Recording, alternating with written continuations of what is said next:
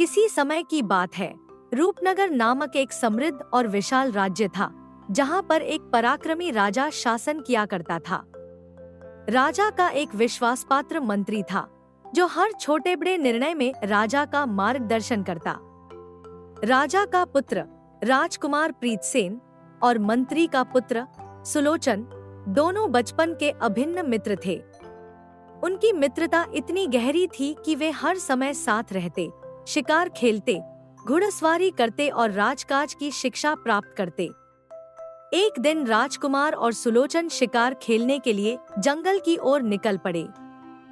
चारों ओर घना जंगल था, जहां पक्षियों की चहचहाहट और पशुओं की गर्जना गूंज रही थी। सुबह से ही वे शिकार की खोज में लगे थे, लेकिन भाग्यवश कोई बड़ा शिकार उनके हाथ नहीं लगा। समय बीतता गया और सूरज सिर के ऊपर आ पहुंचा।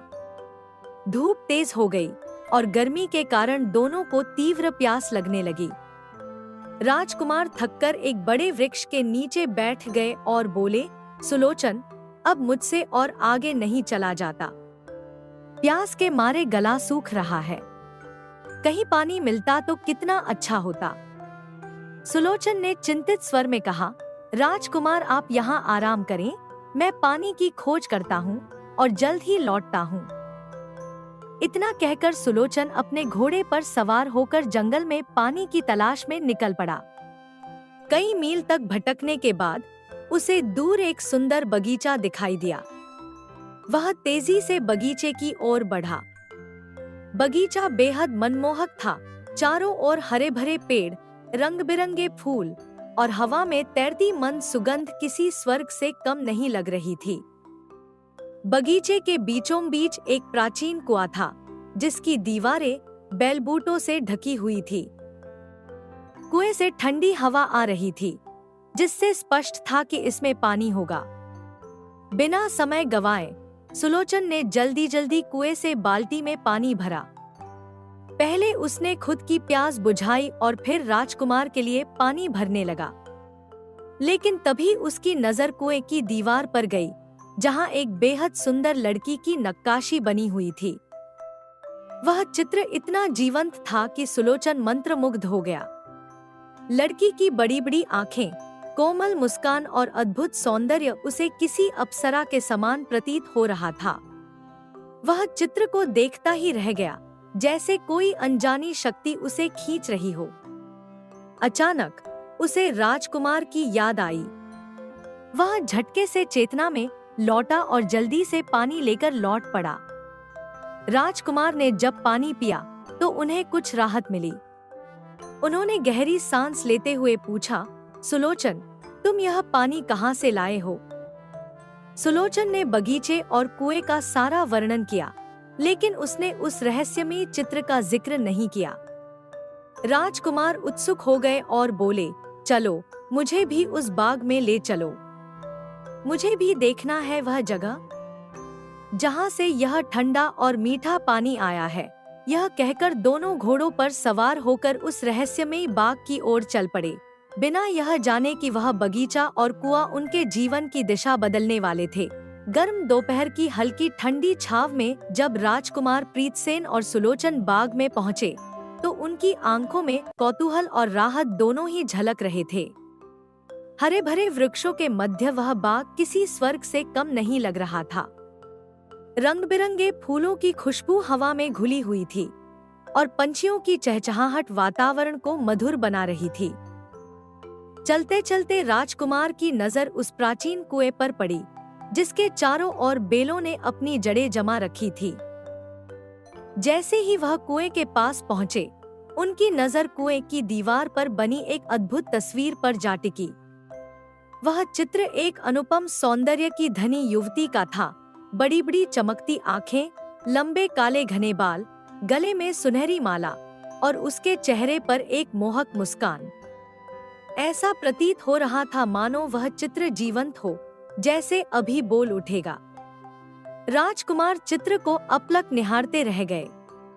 उनकी आंखों में एक अद्भुत चमक थी और उनकी सांसें जैसे थम सी गईं। कुछ क्षण बाद उन्होंने धीरे से कहा, यदि यह तस्वीर इतनी सुंदर है तो सोचो यह लड़की स्वयं कितनी अनुपम होगी। मुझे तो इससे प्रेम हो गया है, अब तो मैं इसी से विवाह करूंगा। राजकुमार की यह बात सुनकर सुलोचन घबरा गया। उसने चिंतित स्वर में कहा, राजकुमार, यह सिर्फ एक तस्वीर है। ना जाने यह कितने वर्षों से यहाँ बनी हुई है। हमें यह भी नहीं पता कि यह लड़की सच में अस्तित्व में है या नहीं, वह जीवित है या नहीं।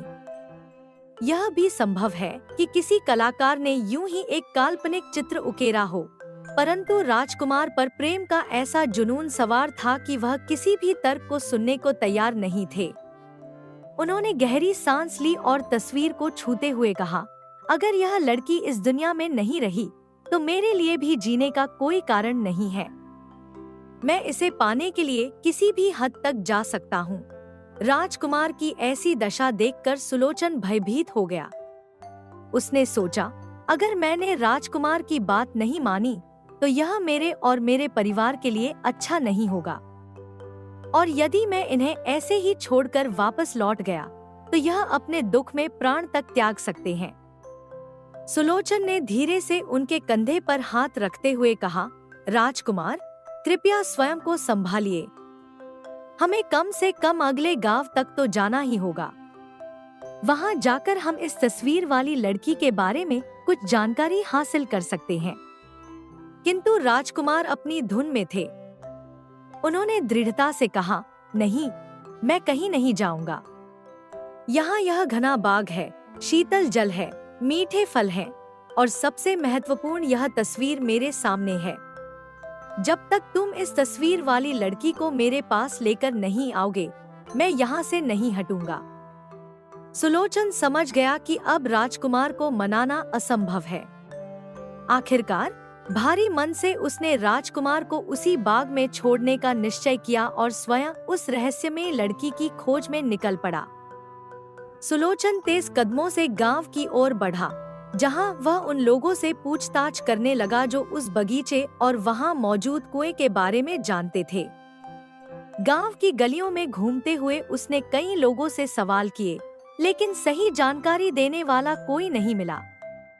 तभी एक बुजुर्ग व्यक्ति जो पास के पेड़ के नीचे बैठे थे, उनकी बातें सुनकर सुलोचन के पास आए और बोले, बेटा, तुम उस बगीचे के बारे में पूछ रहे हो? यह बगीचा किसी आम व्यक्ति का नहीं, बल्कि एक नेकदिल सौदागर का लगाया हुआ था। सुलोचन ने उत्सुकता से पूछा, क्या आप मुझे उसके बारे में कुछ और बता सकते हैं? बुजुर्ग व्यक्ति ने लंबी सांस लेते हुए कहा, वह सौदागर बहुत ही दयालु और उदार था। उसने न केवल बगीचा लगवाया, बल्कि यात्रियों के आराम के लिए एक कुआं भी बनवाया था। वहां काम करने के लिए कुछ नौकर भी रखे थे, जो राहगीरों को भोजन और पानी उपलब्ध कराते थे। लेकिन अफसोस, जब वह सौदागर इस दुनिया से चला गया, तो उसके बेटों ने उसकी नेकदिली की कद्र नहीं की। वे आलसी और स्वार्थी निकले। उन्होंने सभी नौकरों को निकाल दिया और बगीचे की देखभाल करना भी बंद कर दिया। अब वह जगह वीरान हो चुकी है। सुलोचन को यह जानकर दुख हुआ, लेकिन उसे अपनी खोज जारी रखनी थी। उसने बुजुर्ग से पूछा, क्या मैं उस सौदागर के बेटों से मिल सकता हूँ? बुजुर्ग ने सिर हिलाया और कहा, अगर तुम वाकई मिलना चाहते हो, तो मैं तुम्हें उनका ठिकाना दिखा सकता हूँ। बुजुर्ग व्यक्ति सुलोचन को एक पुराने लेकिन कभी समृद्ध दिखने वाले घर के पास लेकर गए। सुलोचन ने दरवाजा खटखटाया। कुछ देर बाद एक अधेड़ उम्र का आदमी बाहर निकला, जिसके चेहरे पर घमंड और लापरवाही साफ झलक रही थी। क्या तुम ही उस सौदागर के बेटे हो, जो उस बगीचे का मालिक था? सुलोचन ने गंभीरता से पूछा। सौदागर का बेटा अकड़कर बोला, हाँ, वह बगीचा और कुआं हमारा ही है, लेकिन अब उसमें हमारी कोई दिलचस्पी नहीं। आखिर तुम कौन हो और यह सब क्यों पूछ रहे हो? सुलोचन ने संयम बनाए रखा और कहा, मुझे यह जानना है कि वह कुआं किसने बनाया था और उस पर जो तस्वीर बनी है, वह किसकी है? सौदागर का बेटा थोड़ा असहज होते हुए बोला, कुएं को बनाने वाले मजदूर पास के गांव में रहते हैं।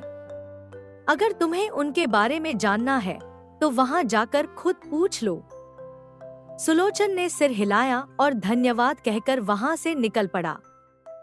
सुलोचन चलते चलते दूसरे गांव में पहुंचा, जहां वे मजदूर रहते थे जिन्होंने वह कुआं बनाया था। वहां पहुंचते ही उसने एक पुराने लेकिन मजबूत दिखने वाले व्यक्ति से मुलाकात की, जो अपने आंगन में चारपाई पर बैठे हुए थे। सुलोचन ने नम्रता से कहा, नमस्कार, क्या आप ही वह व्यक्ति हैं जिन्होंने वह कुआं बनाया था? वृद्ध मजदूर ने मुस्कुराते हुए कहा, हाँ बेटा, वह कुआं मेरे हाथों से बना था। लेकिन यह बताओ, तुम यह सब क्यों जानना चाहते हो? सुलोचन ने जल्दी से अपनी बात कही, उस कुएं पर बनी तस्वीर के बारे में मुझे कुछ जानना है। क्या आप जानते हैं कि वह तस्वीर किसकी है? मजदूर ने थोड़ी देर तक सोचा और फिर गंभीर आवाज में कहा, हाँ, मैं उस तस्वीर के बारे में जानता हूँ। लेकिन वह तस्वीर मैंने नहीं बनाई थी, बल्कि मेरे बड़े भाई ने बनाई थी। अगर तुम इस रहस्य को सुलझाना चाहते हो तो तुम्हें उनसे मिलना होगा। वह पास ही रहते हैं, मैं तुम्हें उनके घर का रास्ता दिखा सकता हूँ। सुलोचन मजदूर के भाई से मिलने के लिए तैयार हो गया। वह जंगल के रास्ते पर तेजी से बढ़ रहा था। उसके मन में कई सवाल थे। अगर वह बूढ़ा आदमी खुद इतना उम्रदराज है, तो उसके बड़े भाई की उम्र कितनी होगी? क्या वह अब भी जीवित होंगे? यह सोचते हुए वह अगले गांव की ओर बढ़ चला। गांव में प्रवेश करते ही उसने लोगों से पूछताछ शुरू की। काफी खोजबीन के बाद उसे एक साधारण सा घर मिला, जिसके बाहर मिट्टी का दीपक टिमटिमा रहा था। जब सुलोचन ने दरवाजा खटखटाया तो भीतर से एक आदमी बाहर निकला। लेकिन उसे देखकर सुलोचन चौंक गया। यह आदमी न सिर्फ मजबूत और स्वस्थ दिख रहा था, बल्कि पहले वाले बूढ़े आदमी से कहीं ज्यादा जवान भी लग रहा था। सुलोचन ने सीधे सवाल किया, क्या जंगल के बाग में जो कुआं है, उसकी तस्वीर आपने ही बनाई थी? आदमी ने मुस्कुराकर जवाब दिया, हाँ, लेकिन मैंने केवल उसमें रंग भरे थे। असली रेखांकन तो मेरे बड़े भाई ने किया था। मुझे नहीं पता कि वह तस्वीर किसकी है, लेकिन शायद मेरे भाई साहब जानते होंगे। क्या आप मुझे उनके पास ले जा सकते हैं? सुलोचन ने उत्सुकता से पूछा। अब हम साथ नहीं रहते, आदमी ने गहरी सांस लेते हुए कहा। कुछ परिस्थितियां ऐसी बनी कि हमें अलग होना पड़ा, लेकिन वह ज्यादा दूर नहीं रहते। अगर तुम गांव में जाकर नंदी का नाम लोगे तो बच्चा बच्चा उनका घर बता देगा।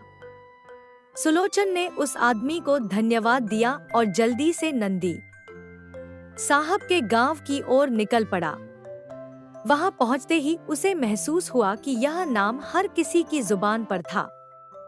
एक छोटे से बालक ने मुस्कुराकर उसे नंदी साहब के घर का रास्ता दिखा दिया। जब सुलोचन ने दरवाजे पर दस्तक दी तो अंदर से एक बलिष्ठ, ऊर्जावान और बेहद जवान दिखने वाला आदमी बाहर निकला। उसे देखकर सुलोचन की आंखें आश्चर्य से फैल गईं। आप तो बिल्कुल जवान हैं, लेकिन आपके छोटे भाई तो आपसे बहुत ज्यादा बूढ़े दिखते हैं। नंदी साहब ने हंसते हुए जवाब दिया, बेटा, चिंता और दुहक 100 बीमारियों की एक बीमारी है। मेरे छोटे भाई की पत्नी उनकी एक भी बात नहीं मानती। वह कहते कुछ है और उनकी पत्नी करती कुछ और। इसीलिए चिंता और तनाव ने उनके शरीर को वक्त से पहले ही बूढ़ा कर दिया है। और आपके मंझले भाई? सुलोचन ने उत्सुकता से पूछा। उनकी पत्नी कभी कभी उनकी बात मानती है, इसलिए वह थोड़े कम बूढ़े हैं, नंदी साहब ने मुस्कुराते हुए कहा। लेकिन मेरी पत्नी मेरा हर कहना मानती है, इसीलिए मैं जवान दिखाई देता हूँ। सुलोचन उनके जवाब से थोड़ा चकित था, लेकिन वह यहाँ किसी और उद्देश्य से आया था। नंदी साहब, मैं आपसे बहुत जरूरी काम से मिलने आया हूँ, सुलोचन ने गंभीर स्वर में कहा। फिर उसने पूरा किस्सा सुनाया कि कैसे राजकुमार प्रीत सेन ने तस्वीर देखकर उस लड़की से विवाह करने की ठान ली थी और जब तक वह उसे नहीं देख लेता वह बाग से हिलने को तैयार नहीं था। नंदी साहब ने गहरी सांस ली और गंभीर स्वर में बोले, तुम जिस लड़की की बात कर रहे हो वह कोई साधारण लड़की नहीं बल्कि एक राजकुमारी है और उसे हासिल करना आसान नहीं है। लेकिन आपने उसकी तस्वीर कैसे बनाई? सुलोचन ने चकित होते हुए पूछा। नंदी साहब की आंखों में एक चमक थी। सुलोचन उत्सुकता से नंदी साहब की बातें सुन रहा था। नंदी ने गहरी सांस ली और अतीत में खोते हुए कहना शुरू किया, यह कुछ समय पहले की बात है। मैं एक बार एक अनजान राज्य से गुजर रहा था। उस दिन सूरज ढल रहा था, आसमान हल्के नारंगी रंग में रंगा हुआ था। नंदी एक छोटी सी नाव में बैठा नदी के पार जाने की तैयारी कर रहा था। पानी में हल्की लहरें उठ रही थी और पक्षियों की चहचहाहट माहौल को और भी शांत बना रही थी। तभी महल की ओर से राजकुमारी अपनी सहेलियों के साथ नदी किनारे सैर करने के लिए आई। उनके चमकीले रेशमी वस्त्र, महंगे आभूषण और उनकी रूप की आभा ने पूरे माहौल को जादुई बना दिया। नंदी ने कहा, मैंने हिम्मत नहीं की कि अपनी नजरें उठाकर राजकुमारी को देखूं, लेकिन जैसे ही उनकी छवि पानी में पड़ी मैं मंत्रमुग्ध रह गया। उनकी परछाई इतनी अद्भुत थी कि मेरी आंखें उससे हट ही नहीं सकी। नंदी अपनी नाव में बैठा हुआ था, लेकिन उसका ध्यान सिर्फ पानी में पड़ती उस परछाई पर था। वह जल्दी से अपने झोले से कागज और कोयले की कलम निकालता है और राजकुमारी की आकृति उकेरना शुरू कर देता है। उसकी उंगलियां बड़ी तेजी से चल रही थी, मानो कोई अदृश्य शक्ति उसे यह चित्र बनाने के लिए प्रेरित कर रही हो। कुछ ही मिनटों में उसने एक सुंदर रूपरेखा तैयार कर ली, लेकिन उसने एक बार भी सीधे राजकुमारी की ओर नहीं देखा। राजकुमारी और उसकी सहेलियां उसे देख रही थी, लेकिन उन्हें लगा कि शायद वह नाव में कोई चीज ठीक कर रहा था। कुछ ही पलों में नंदी ने अपनी कलाकृति पूरी की, कागज को तह किया और नाव को आगे बढ़ा दिया। जब उसने दूसरी ओर पहुंचकर पीछे मुड़कर देखा, तो राजकुमारी और उसकी सहेलियां वहां नहीं थी। वह दृश्य एक सपने की तरह था, जो क्षण भर में ही समाप्त हो गया। कुछ दिनों बाद नंदी अपने मंझले भाई से मिलने गया। उसे पता चला कि उसका भाई इन दिनों एक कुएं की दीवारों पर नक्काशी करने का काम कर रहा है। नंदी को यह सुनकर उत्सुकता हुई और वह वहां पहुंच गया। मेरा भाई भी बहुत ही कुशल कारीगर था। वह फूल पत्तियों की बेहतरीन नक्काशी करता था। कुएं पर पहुंचकर वह अपने काम में लग गया, लेकिन मेरी नजर उस दीवार पर पड़ी। उस दीवार को देखते ही नंदी के भीतर एक विचित्र भावना जागी। उसे वह दिन याद आ गया जब उसने राजकुमारी की परछाई को चित्रित किया था। वह तुरंत अपना सामान निकाला और दीवार पर वही तस्वीर उकेरनी शुरू कर दी। जब उसका भाई लौटा तो उसने देखते ही देखते उस तस्वीर में रंग भर दिए। अब वह सिर्फ एक आकृति नहीं थी, बल्कि एक जीवंत चित्र लग रही थी। सुलोचन पूरे ध्यान से नंदी साहब की बातें सुन रहा था। उसकी आंखों में चमक आ गई। वह जान चुका था कि यह कोई साधारण लड़की नहीं, बल्कि एक राजकुमारी थी। सुलोचन ने उत्साहित होकर पूछा, आप बता सकते हैं कि यह किस राज्य की राजकुमारी है? नंदी मुस्कुराया और बोला, तुलसी नगर। अगर तुम्हें सच में इस राजकुमारी को पाना है तो तुलसी नगर जाओ। शायद वहां जाकर तुम्हें अपने सवालों के जवाब मिल जाएं। सुलोचन ने नंदी साहब के चरण छुए और कहा, मैं आपसे मिलकर बहुत प्रसन्न हूँ। अब मुझे जल्दी ही तुलसी नगर के लिए निकलना होगा। मेरा मित्र राजकुमार बड़ी बेसब्री से मेरा इंतजार कर रहा होगा। इतना कहकर सुलोचन वहां से चल दिया। सुलोचन लंबे सफर के बाद आखिरकार तुलसी नगर पहुंच गया। यह नगर जितना सुंदर था, उतने ही कड़े थे इसके कानून। नगर के बीचों बीच एक निर्मल नदी बहती थी, जिसके किनारे पर भव्य राजमहल खड़ा था। वह राजमहल किसी परीक्षा की तरह अलौकिक प्रतीत होता था, लेकिन इसके भीतर की सख्त व्यवस्था किसी को भी भयभीत कर सकती थी। सुलोचन ने सुना कि यहाँ के राजा के नियम अत्यंत कठोर हैं। महल के आसपास कोई भी आम व्यक्ति नहीं घूम सकता था। महल की ओर नजर उठाने की भी सख्त मनाही थी, विशेषकर उस खिड़की की ओर जहाँ से राजकुमारी कभी कभार बाहर झांका करती थी। यदि कोई उस खिड़की की ओर देखता तो उसकी आंखें निकाल ली जाती, और यदि किसी ने जरा भी इशारा किया तो उसके हाथ काट दिए जाते। यह सुनकर सुलोचन समझ गया कि राजकुमारी से मिलना आसान नहीं होगा, लेकिन वह हार मानने वालों में से नहीं था। राजकुमारी तक पहुंचने के लिए सुलोचन को एक अनोखी तरकीब सूझी। वह एक स्त्री का वेश धरने का निश्चय करता है। उसने बाजार से रंग बिरंगे घाघरा चोली और चुनरी खरीदी, हाथों में चूड़ियां खनकाई और माथे पर एक बिंदी लगाई। अब वह एक सुंदर चूड़ी बेचने वाली की तरह लग रहा था, जिसकी मीठी आवाज बाजार में गूंजती, शाही चूड़ियां ले लो, निराली चूड़ियां ले लो। उसकी आवाज में ऐसी मिठास और आकर्षण था कि कई महिलाओं ने उसे बुला लिया। लेकिन जब उन्होंने चूड़ियों का दाम पूछा तो सुलोचन ने इतनी ऊंची कीमत बताई कि हर कोई यही कहने लगा, इतनी महंगी चूड़ियां तो कोई राजकुमारी ही पहन सकती है।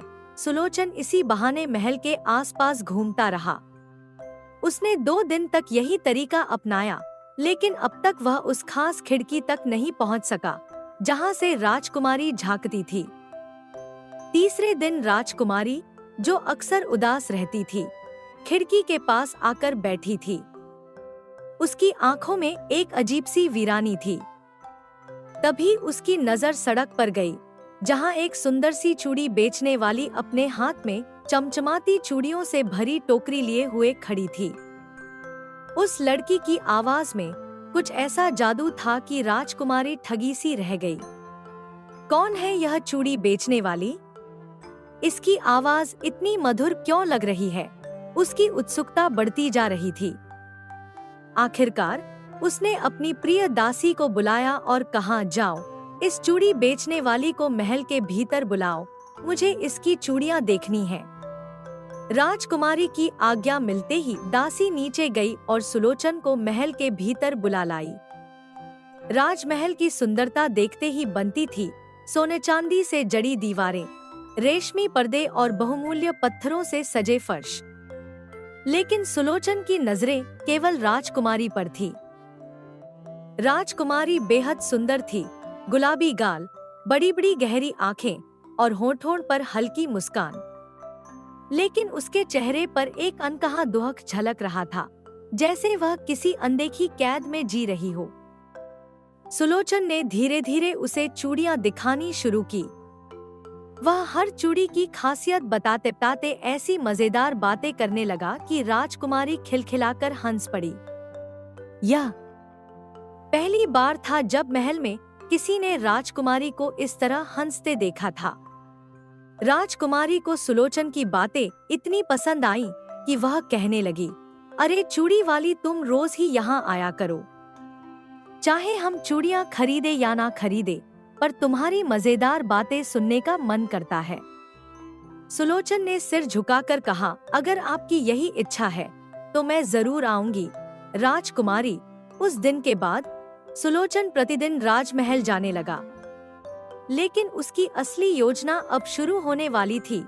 राजकुमारी का विश्वास जीतना और उसे इस कैद से आजाद कराना। सुलोचन प्रतिदिन की तरह उस दिन भी राजकुमारी से मिलने महल पहुंचा, लेकिन इस बार वह जल्दी लौटने की तैयारी करने लगा।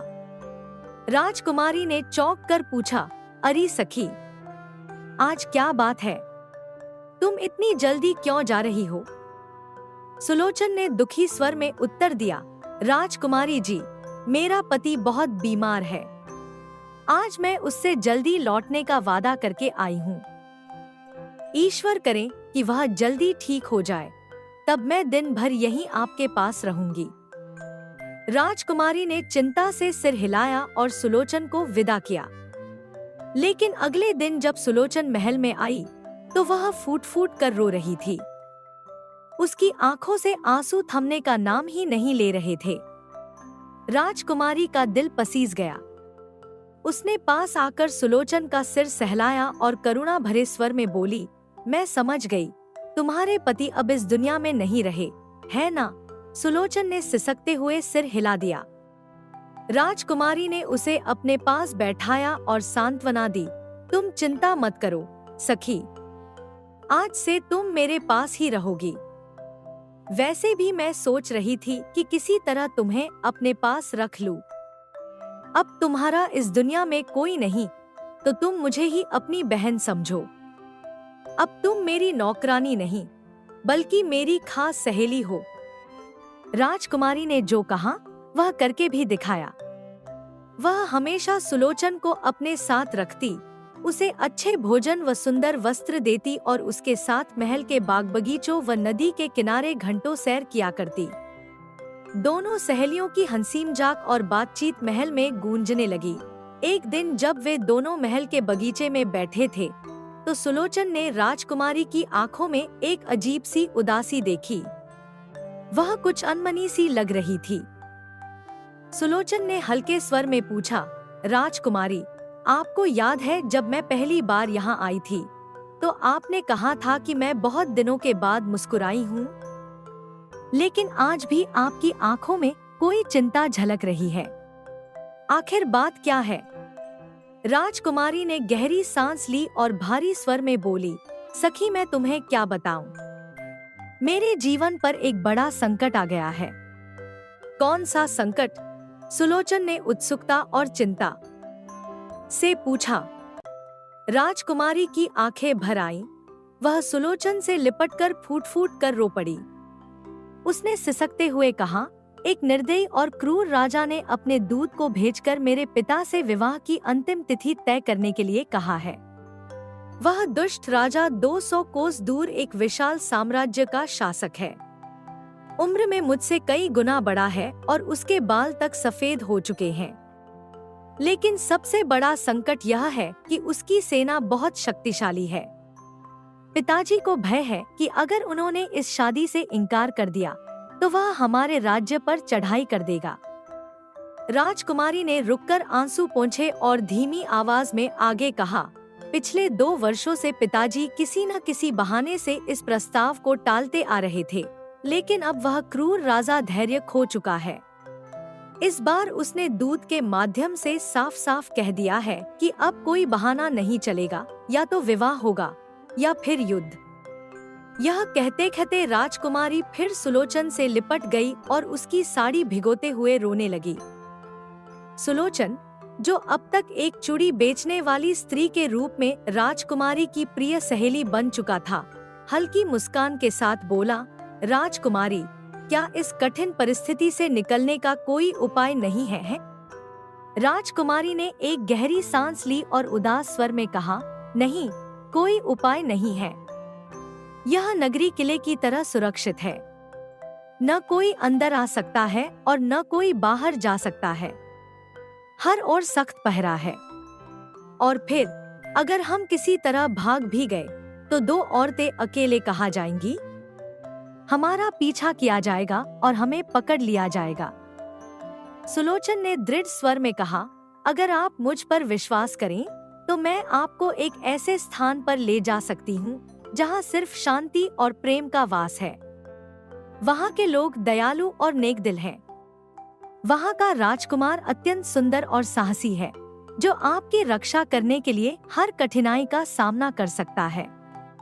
राजकुमारी उसकी बात सुनकर सोच में पड़ गई, लेकिन कुछ बोलने से पहले ही एक नौकरानी कमरे में आ गई और विनम्रता से बोली, राजकुमारी जी, महाराज ने पूछा है कि आज चांदनी रात है, क्या आपको नाव की सैर करनी है? अगर आप चाहें तो नदी के पहरेदारों को हटा दिया जाए। राजकुमारी कुछ कहने ही वाली थी कि सुलोचन ने तुरंत हंसते हुए कहा, चमेली, नाव का इंतजाम जरूर करवाओ। आज राजकुमारी बहुत उदास है। चांदनी रात में नाव की सैर से उनका मन हल्का हो जाएगा। नौकरानी ने सिर झुकाकर आज्ञा स्वीकार की और चली गई। राजकुमारी ने संदेह से सुलोचन की ओर देखा और कहा, सखी, तुमने यह क्या किया? मेरा मन किसी भी चीज में नहीं लग रहा, फिर यह बेकार की सैर का क्या मतलब? सुलोचन ने मुस्कुराते हुए धीरे से उसका हाथ पकड़ लिया और कहा, राजकुमारी, कभी कभी किसी कठिन परिस्थिति से बाहर निकलने के लिए अवसर खुद ही आ जाता है, बस उसे पहचानने की जरूरत होती है। भरोसा रखिए, इस सैर से आपको पछतावा नहीं होगा। राजकुमारी को यह शब्द समझ नहीं आए, लेकिन वह सुलोचन पर पूरी तरह भरोसा करती थी। अंततः वह तैयार हो गई और दोनों महल से बाहर निकल आईं। नदी के किनारे पर एक छोटी सी सुंदर नाव हौले हौले हिचकोले खा रही थी। चांद की रोशनी में उसका सुनहरा रंग चमक रहा था। पहरेदारों को आदेश मिल चुका था, इसलिए वे वहां नहीं थे। राजकुमारी और सुलोचन नाव में चढ़ गईं। सुलोचन ने धीमे स्वर में नौकरानियों से कहा, राजकुमारी आज अकेले ही सैर करना चाहती हैं। तुम सब वापस जाओ। नौकरानियां सिर झुकाकर वापस लौट गई। अब नाव में सिर्फ सुलोचन और राजकुमारी थी। सुलोचन ने चप्पू उठाया और धीरे धीरे नाव को धकेलने लगा। पानी में नाव की हल्की हल्की सरसराहट और दूर कहीं किसी पक्षी की धीमी आवाज के अलावा चारों ओर गहरा सन्नाटा था। वे दोनों धीरे धीरे आगे बढ़ने लगी। कुछ ही देर में राजकुमारी को महसूस हुआ कि नाव अनजाने रास्ते की ओर जा रही है। उसने चौंक कर कहा, अरे सखी, तुम नाव किस ओर ले जा रही हो? हमारे राज्य की सीमा तो अब समाप्त होने वाली है। सुलोचन ने उसकी आंखों में झांका और हल्की मुस्कान के साथ जवाब दिया, जहां भाग्य हमें ले जा रहा है राजकुमारी। बस मुझ पर भरोसा रखिए। नाव धीरे धीरे नदी के शांत जल पर आगे बढ़ रही थी। चांदनी रात की शीतल रोशनी नदी के लहरों पर झिलमिला रही थी और हवा में फूलों की हल्की सी खुशबू घुली हुई थी। सुलोचन ने एक नजर राजकुमारी की ओर देखा और मुस्कुराया। उसकी आंखों में एक रहस्य झलक रहा था। राजकुमारी अभी भी थोड़ी असमंजस में थी। उसने गहरी सांस ली और कहा, सखी, यह हम कहाँ आ गए? हमें वापस चलना चाहिए। लेकिन सुलोचन ने एक हल्की हंसी के साथ कहा, राजकुमारी जी, क्या आप नहीं चाहेंगी कि इस सुनसान किनारे पर टहलें? देखिए, यह जंगल कितना शांत और मनोरम है। राजकुमारी ने आंखें तरेरी, तुम्हारा भी दिमाग खराब हो गया है क्या? एक तो मैं अकेली इस अनजानी जगह पर आ गई हूँ और तुम कह रही हो कि जंगल में घूमने चलें। नहीं, हमें वापस चलना चाहिए। लेकिन इससे पहले कि वह नाव में चढ़ पाती, सुलोचन ने उसका हाथ पकड़कर हल्के से खींच लिया और किनारे पर उतार दिया। राजकुमारी चौंक गई। ये तुम क्या कर रही हो सखी? सुलोचन मुस्कुराते हुए बोला, बस एक सवाल पूछना चाहता हूँ राजकुमारी जी, दुनिया में आपको सबसे अधिक प्रेम किससे है? राजकुमारी ने बिना सोचे जवाब दिया, मेरे पिताजी से। सुलोचन ने फिर पूछा, और उनके बाद? इस बार राजकुमारी कुछ क्षण सोच में पड़ गई। फिर एक हल्की मुस्कान के साथ बोली, अगर सच कहूँ तो पिताजी के बाद मुझे सबसे प्यारी तुम हो सखी। सुलोचन यह सुनकर हल्के से मुस्कुराया। दोनों बातें करते करते जंगल के गहरे हिस्से में पहुंच चुके थे, लेकिन राजकुमारी को इसका आभास तक नहीं था। फिर अचानक सुलोचन गहरी सांस लेकर बोला, राजकुमारी, अगर मैं तुमसे बिछड़ जाऊं तो? राजकुमारी घबरा गई। उसकी आंखों में हल्की चिंता तैर गई। ऐसा मत कहो सखी, मैं तुम्हारे बिना एक दिन भी जिंदा नहीं रह सकती। तभी सुलोचन जोर से हंस पड़ा। उसकी हंसी में एक रहस्य छिपा था। उसने धीरे धीरे अपने सिर से नकली बाल हटा दिए, अपना सिर ढका हुआ दुपट्टा नीचे गिरा दिया और अपनी असली पहचान प्रकट कर दी। राजकुमारी स्तब्ध रह गई। उसकी आंखें हैरानी से फैल गई। तुम? सामने खड़ा सुलोचन अब वह सखी नहीं था जिसे वह इतने दिनों से अपना समझ रही थी। वह एक पुरुष था, राजकुमार का सखा, जिसने इतने दिनों तक एक छलावा रचा था। राजकुमारी की आंखों के सामने अंधेरा छा गया। उसने एक जोरदार चीख मारी और वहीं बेहोश होकर गिर पड़ी। सुलोचन हड़बड़ाकर आगे बढ़ा और उसे अपनी बाहों में संभाल लिया। वह उसे उठाकर एक घने वृक्ष के नीचे ले गया और धीरे से लिटा दिया। फिर पास बैठकर उसकी ओर देखता रहा, अपने किए पर पछताते हुए। राजकुमारी जी, मुझे क्षमा कर दीजिए, उसने धीरे से कहा, मानो राजकुमारी सुन रही हो। मैंने आपके साथ छल किया है। इतने दिनों से मैं आपके साथ सखी बनकर रहा और आज आपको धोखे से यहाँ ले आया। मैं अपराधी हूँ, लेकिन मैंने यह सब किसी बुरी नियत से नहीं किया। मैंने यह सब अपने एक मित्र के लिए किया है। राजकुमारी धीरे धीरे होश में आने लगी। उसकी पलकें कांपी और उसने धीरे से आंखें खोली। सामने हाथ जोड़कर खड़ा सुलोचन दिखा, जिसका चेहरा अपराध बोध से झुका हुआ था। राजकुमारी की आंखों में हजारों सवाल थे, लेकिन सबसे बड़ा सवाल यही था, क्या वह इस छल को माफ कर पाएगी? सुलोचन ने राजकुमारी की आंखों में झांक कर देखा, जहां आंसुओं की मोती जैसी बूंदें चमक रही थी। राजकुमारी की आवाज कंपा रही थी। मुझे इस बात का दुख नहीं कि मैं अपने महल से दूर आ गई, बल्कि इस बात का दुख है कि जब मेरे पिताजी को पता चलेगा कि उनकी बेटी नाव में बैठकर अचानक गायब हो गई, तो उनका हृदय कितना व्यथित होगा। वे सोचेंगे कि उनकी बेटी अब इस संसार में नहीं रही। सुलोचन ने गहरी सांस ली और शांत स्वर में कहा, राजकुमारी, आपके पिताजी सोचेंगे कि हम दोनों नदी में डूबकर सदा के लिए चले गए। राजकुमारी का चेहरा और भी उदास हो गया। यह तो और भी बुरा होगा। मेरे पिताजी मेरे वियोग में रो रो कर अपने प्राण त्याग देंगे और वह दुष्ट राजा, जिससे मैं विवाह नहीं करना चाहती थी, वह इसे सच मानने से इनकार कर देगा। वह हमारे राज्य पर आक्रमण करेगा, सब कुछ नष्ट कर देगा। तुमने जो किया वह बहुत गलत था सुलोचन।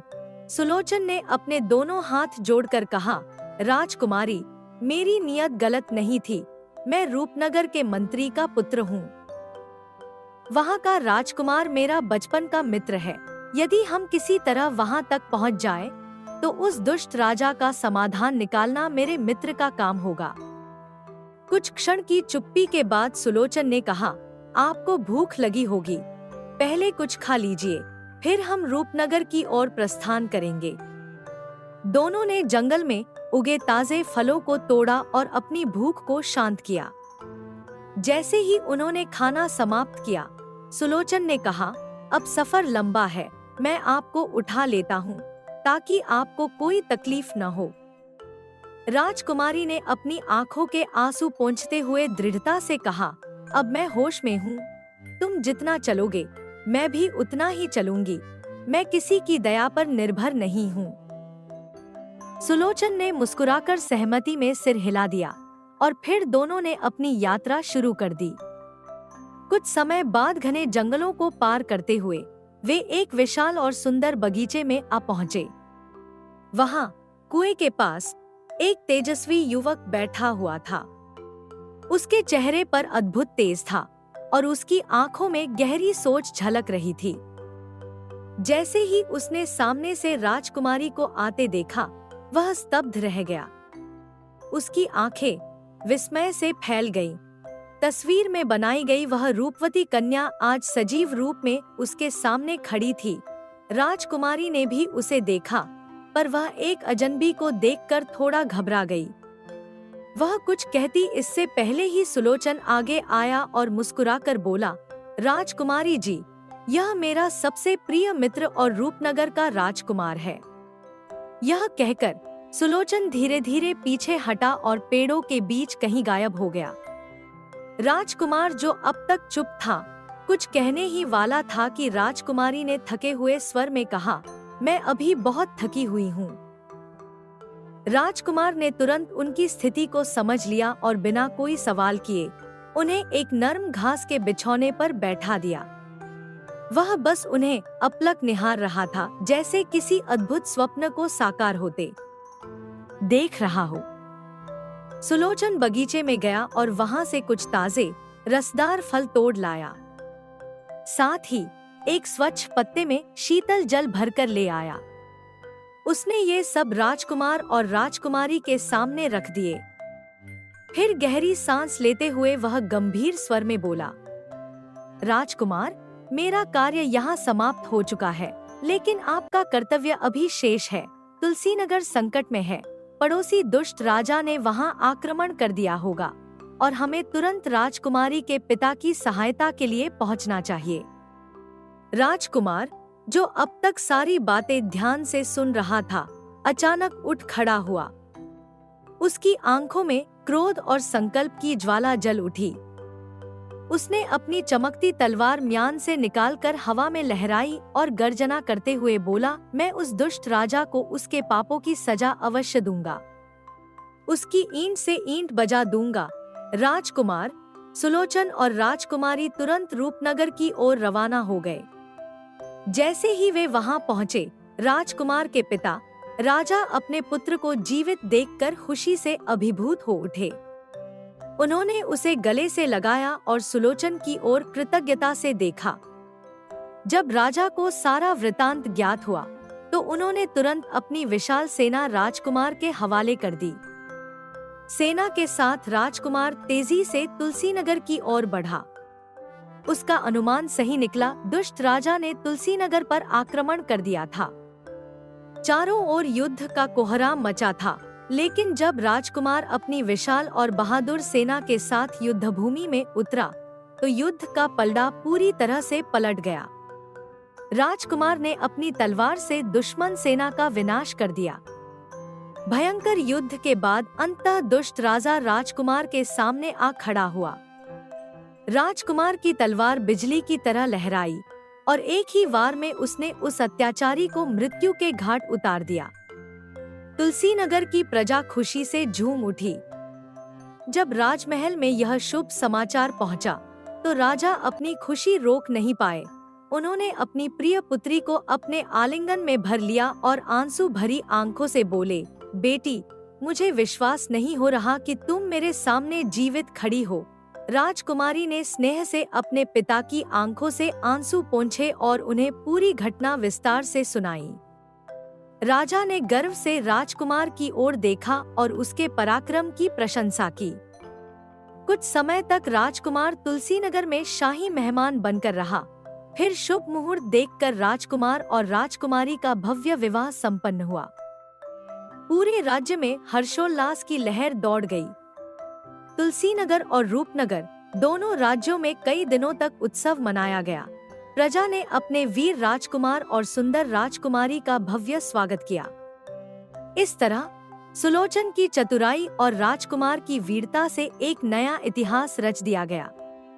इस रोमांचक कथा का अंत सुखद रहा, जहां प्रेम, वीरता और विश्वास ने विजय प्राप्त की। दोस्तों, अगर आपको वीडियो अच्छी लगी हो, तो जाने से पहले प्लीज इस वीडियो को लाइक और चैनल को सब्सक्राइब करते हुए जाइए। और हाँ, कमेंट में लिखकर जरूर बताएं कि आपको वीडियो कैसी लगी। धन्यवाद। हंसते रहिए, मुस्कुराते रहिए, लाइफ में मोटिवेटेड रहिए।